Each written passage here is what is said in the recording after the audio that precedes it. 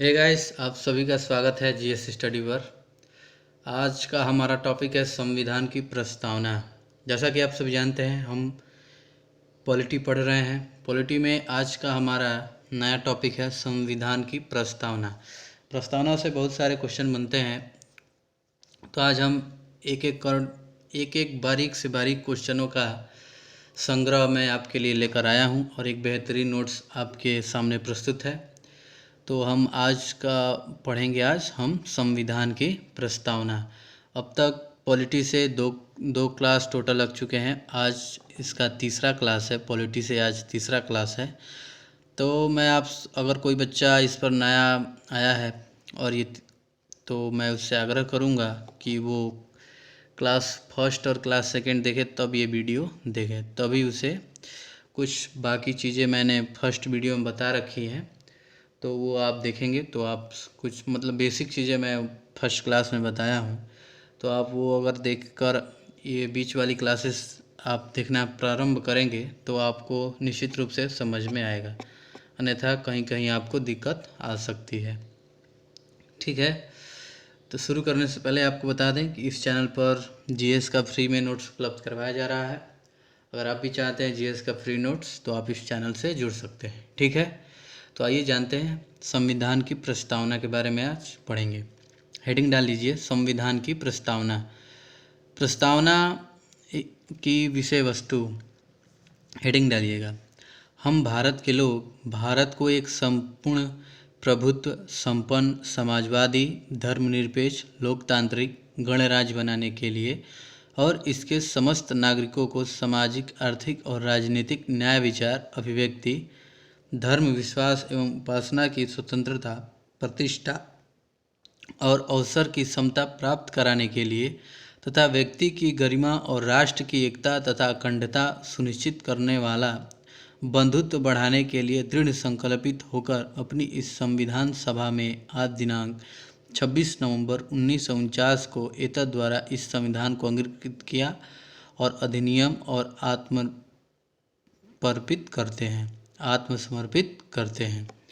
यानी संविधान की जो प्रस्तावना है उसमें इन बातों का जिक्र है, तो वही इस बातों को लिख के समझाया गया कि आखिर संविधान की जो प्रस्तावना है तो उसमें लिखा क्या गया। तो जो चीज़ लिखा गया है मैंने उस चीज़ को यहाँ पर प्रस्तुत किया है आपके सामने। ठीक है, अब आइए जानते हैं प्रस्तावना के क्या क्या तत्व हैं। आइए इसे जानते हैं।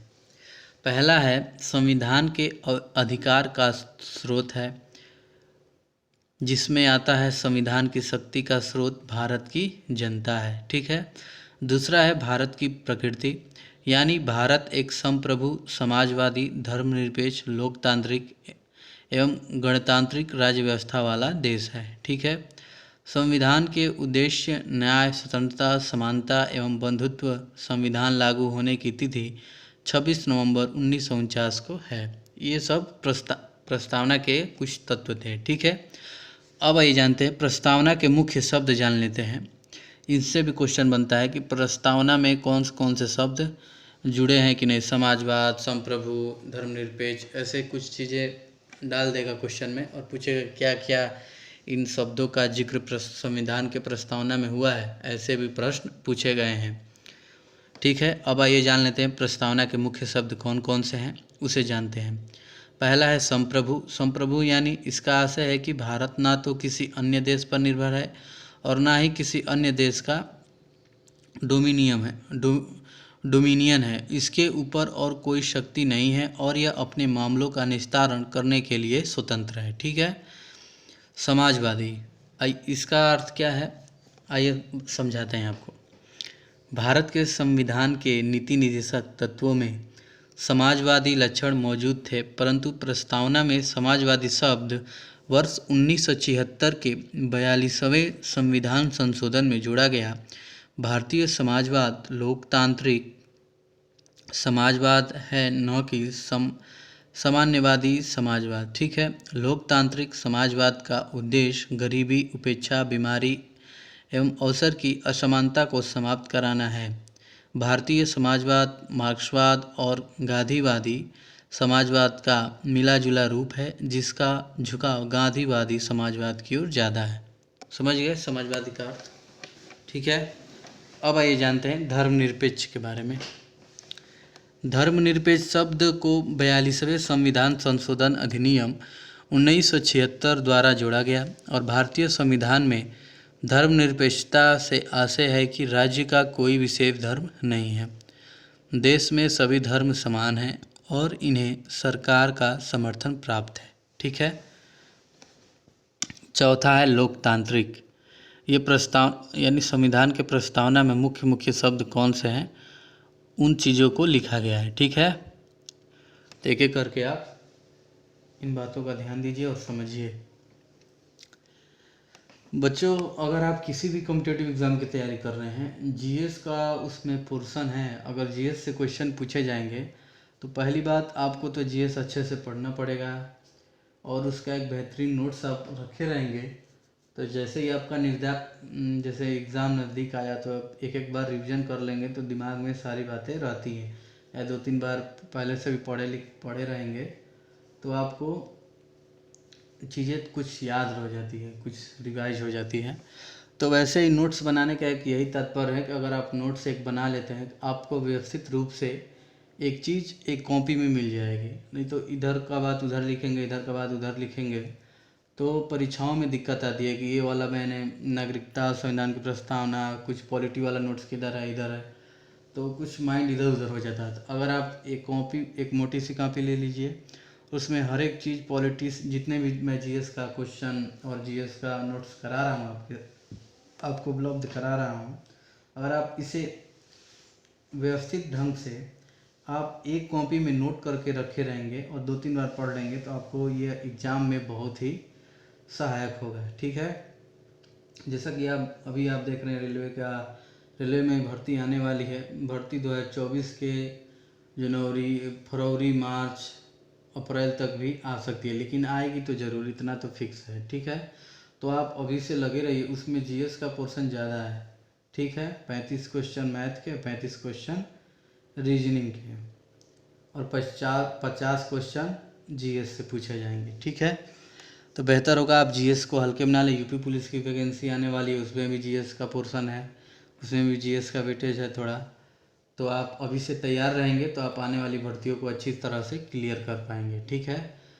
तो अभी बेहतर यही होगा कि आप व्यवस्थित रूप से जीएस को पढ़ लें और प्रैक्टिस सेट लगा लेंगे। इसी चैनल से आपको दिया जाएगा क्वेश्चन, प्रीवियस ईयर क्वेश्चन रहेंगे, कुछ सब कुछ करवाया जाएगा, तो आपका जीएस एकदम से तैयार हो जाएगा। ठीक है।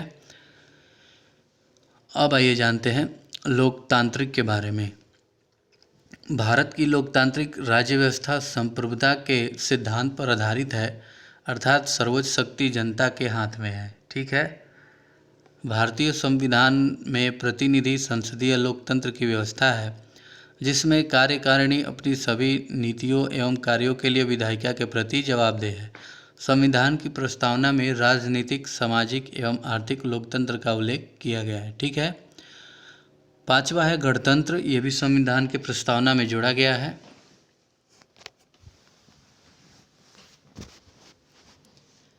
लोकतंत्र है, लोकतंत्र को राजशाही और गणतंत्र में 2 भागों में बांटा गया है। अध्यक्ष का राजा उत्तराधिकता के माध्यम से पद आसीन होता है, जैसे कि ब्रिटेन में है, ये राजशाही है। और गणतंत्र यानी जो जनता के द्वारा चुने जाएंगे, यानी राज्य प्रमुख प्रत्यक्ष अथवा अप्रत्यक्ष रूप से एक निश्चित समय के लिए चुन कर आता है, जैसे अमेरिका में और भारत में भी है। चीन में तो ऐसा नहीं है। ठीक है। भारतीय संविधान की प्रस्तावना में गणतंत्र का अर्थ है कि भारत का प्रमुख अर्थात राष्ट्रपति चुनाव के जरिए सत्ता में आता है। ठीक है। 6वां है न्याय।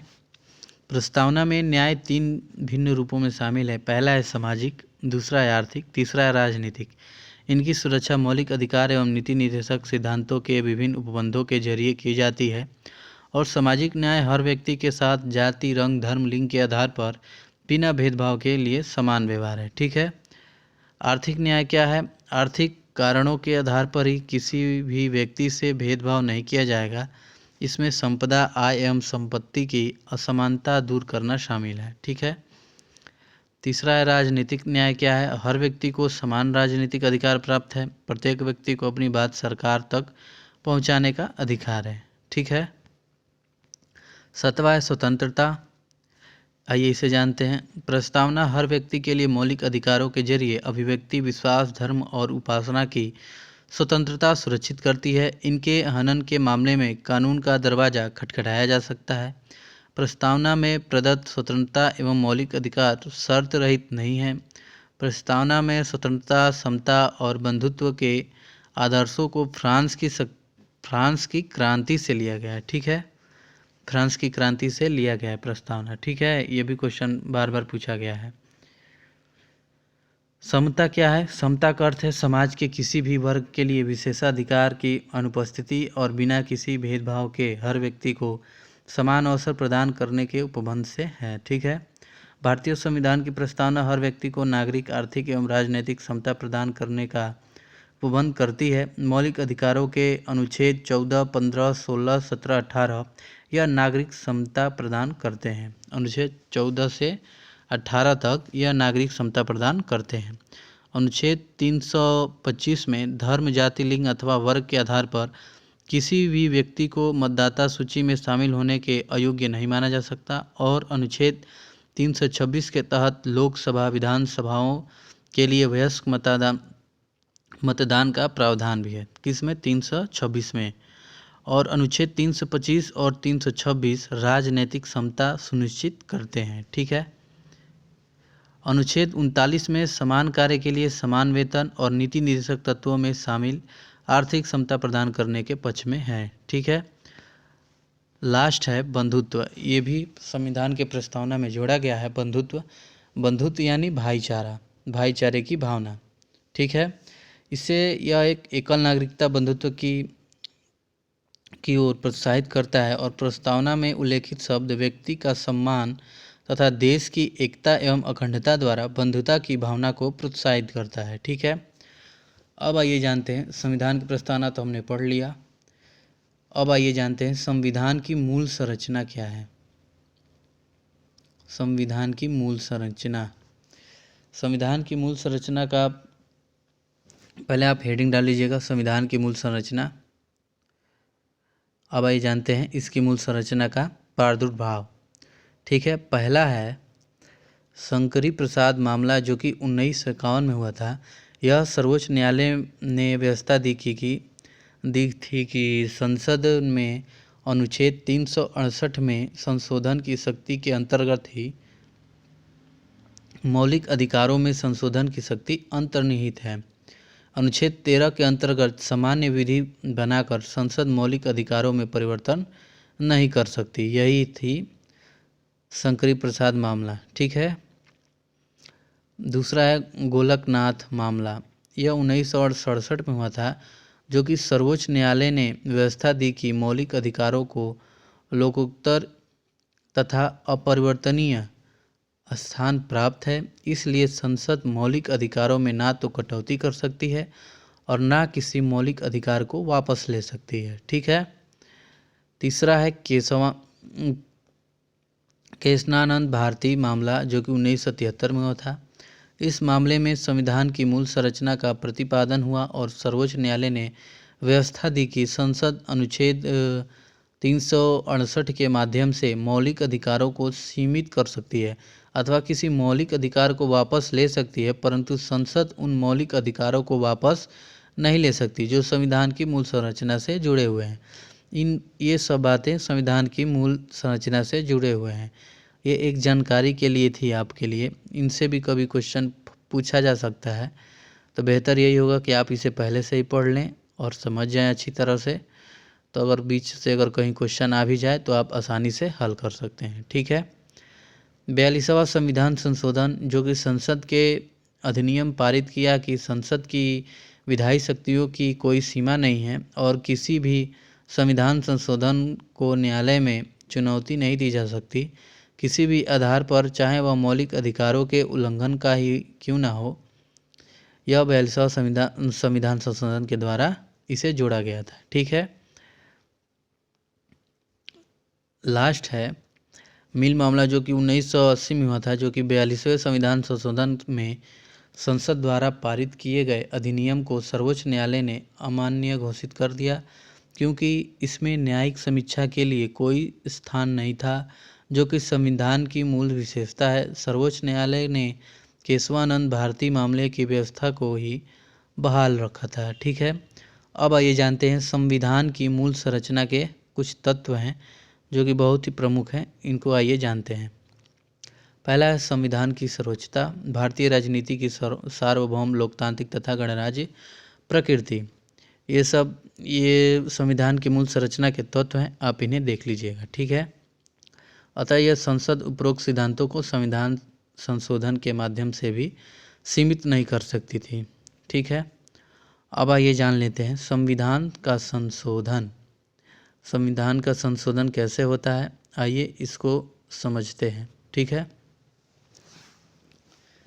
संविधान के भाग 20 के संविधान के भाग 20 और अनुच्छेद 368 में संसद को संविधान एवं इसकी व्यवस्था में संशोधन की शक्ति प्रदान की गई थी। कब की गई थी? संविधान के भाग 20 में, अनुच्छेद 368 में। ठीक है, संसद अपनी संविधायी शक्ति का प्रयोग करते हुए संविधान की किसी भी उपबंध का परिवर्तन या निरसन के रूप में संशोधन कर सकती है, परंतु संसद संविधान की उन व्यवस्थाओं को संशोधित नहीं कर सकता जो संविधान के मूल ढांचे से संबंधित है। ठीक है, संशोधन प्रक्रिया क्या है? संविधान के संशोधन का आरंभ संसद के किसी भी सदन में विधेयक लाया जा सकता है और विधेयक को किसी भी मंत्री या गैर सरकारी सदस्य द्वारा पुनः स्थापित किया जा सकता है। ठीक है, इसके लिए राष्ट्रपति की पूर्व स्वीकृति आवश्यक नहीं है। संशोधन की प्रक्रिया को समझाया गया, इन पंक्तियों में समझाया गया है कि आखिर संविधान में जो संशोधन होते हैं वह किस आधार पर और किसके तहत होते हैं। ठीक है, तीसरा है विधेयक को दोनों सदनों में विशेष बहुमत यानी सदन के कुल सदस्य संख्या के आधार पर सदन में उपस्थित सदस्यों के 2/3 बहुमत यानी 50% से अधिक उपस्थिति द्वारा पारित होना चाहिए। जब ये होगा तभी संविधान संशोधन किया जाएगा। अगर समय समय पर कहीं कुछ लगता है कि इस संविधान में ये चीज़ जोड़ी जानी चाहिए तो वो भारत सरकार उसे जोड़ती है। ठीक है, जो भी उस समय पार्टियां चुनी हुई, जो हम लोग चुन कर भेजे रहते हैं, लोकतंत्र में रहते हैं, जो सब केंद्र में जो रहती है सरकार, वो सब चुनते हैं। ठीक है, संसद के दोनों सदनों से पारित होने के बाद विधेयक राष्ट्रपति के पास भेजा जाता है और राष्ट्रपति विधेयक को ना तो अपने पास रख सकता है और ना ही संसद को पुनर्विचार के लिए वापस भेज सकता है। राष्ट्रपति द्वारा संविधान संशोधन विधेयक पर ही सहमति देना बाध्यकारी है। ठीक है, राष्ट्रपति की सहमति के बाद विधेयक अधिनियम बन जाता है। जब दोनों सदनों से बिल पास हो जाएगा, राष्ट्रपति अपना साइन दे देगा, तो अब समझिए बिल तैयार है। अब उसमें संविधान की जो हम संशोधन करना चाहते हैं संविधान में, तो अब हम लोग कर सकते हैं। ठीक है, संशोधन के प्रकार कौन कौन से, आइए जानते हैं। अनुच्छेद 368 2 प्रकार के संशोधनों की व्यवस्था करता है। पहला है संसद के विशेष बहुमत द्वारा, दूसरा है संसद का विशेष बहुमत तथा राज्यों की स्वीकृति द्वारा। ठीक है, ये दो नियम हैं जो तभी संविधान में संशोधन हो सकता है। 2 ठो बता दिया आपको, अब आइए इसे जानते हैं। लेकिन कुछ अन्य अनुच्छेद संसद के साधारण बहुमत से ही संशोधित हो सकते हैं। ये संशोधन साधारण विधायिका प्रक्रिया द्वारा होते हैं, अतः यह संशोधन अनुच्छेद 368 के उद्देश्यों के तहत नहीं होते हैं, कुछ हैं। ठीक है, अब आइए संविधान संशोधन के प्रकार कौन कौन से हैं। संसद के साधारण बहुमत द्वारा संशोधन, संसद के विशेष बहुमत द्वारा संशोधन, संसद के विशेष बहुमत द्वारा एवं आधे राज्य विधान मंडलों की प्रस्तुति के उपरांत। ठीक है, अब साधारण बहुमत द्वारा संशोधन क्या है? ये व्यवस्था अनुच्छेद 368 की सीमा से बाहर है और नए राज्यों का प्रवेश या गठन या नए राज्य का निर्माण, उसके क्षेत्र सीमाओं या संबंधित राज्यों के नाम परिवर्तन, राज्य विधान परिषद का निर्माण एवं उसकी समाप्ति, उच्चतम न्यायालय में अवर न्यायाधीशों की संख्या, उच्चतम न्यायालय में न्याय क्षेत्र द्वारा मंडल द्वारा प्रदान करना, राजभाषा का उपयोग, नागरिकता की प्राप्ति एवं समाप्ति, 5वीं अनुसूची एवं 6वीं अनुसूची, ये सब साधारण बहुमत द्वारा संशोधन होते हैं। ठीक है। संसद के विशेष बहुमत द्वारा प्रत्येक सदन के उपस्थित और मतदान करने वाले सदस्यों के 2/3 बहुमत, मूल अधिकार, राज्य के नीति निदेशक तत्व एवं सभी उपबंध जो अन्य 2 श्रेणियों से संबंध नहीं है। ठीक है। तीसरा है संसद के विशेष बहुमत एवं राज्यों की स्वीकृति द्वारा। इसमें राष्ट्रपति का निर्वाचन एवं इसकी प्रक्रिया है। केंद्र एवं राज्य कार्यकारिणी शक्तियों का विस्तार होता है। इसमें 7वीं अनुसूची से संबंध कोई विषय नहीं है इसका, और संसद में राज्यों का प्रतिनिधित्व ऐसे ही होता है। ठीक है। तो आप तक ने अब तक इतना देख लिया पॉलिटी से। बच्चों, संविधान की प्रस्तावना भी जान लिए, संविधान से जो जो संशोधन होते हैं वो सब भी आप जान लिए। कल हम पढ़ेंगे, आज कल का हमारा टॉपिक रहेगा संघ एवं इसका राज्य क्षेत्र। कल का टॉपिक यही रहेगा। ठीक है। ये नोट्स मैंने पहले से ही तैयार, आप जब भी कोई मैं वीडियो ख़त्म करता हूँ, जैसे अब पॉलिटी ख़त्म करूँगा तो स्टैटिक जीके के लिए कुछ दिन आप लोगों से लिए टाइम लेता हूँ और तैयार करता हूँ वीडियो, तब आपके सामने उपस्थित होता हूँ। ठीक है। तो चलिए अब मिलेंगे आपसे नेक्स्ट वीडियो में। तब तक के लिए आज के लिए इतना ही रखते हैं। अब बस आप अपनी पढ़ाई को कंसिस्टेंसी दीजिएगा, जो रेगुलरिटी रहेगी आपकी पढ़ाई में, तभी आप आगे बढ़ सकते हैं। ठीक है। यानी कि एक दिन पढ़ेंगे 7 घंटा, दूसरे दिन पता चले कि पढ़े ही नहीं कुछ भी, तो ऐसे पढ़ाई नहीं होती है। 4 ही घंटा पढ़िए, लेकिन डेली पढ़िए और अपना टाइम टेबल बना के पढ़िए। ठीक है। तो चलिए मिलते हैं नेक्स्ट वीडियो में। जय हिंद, जय भारत।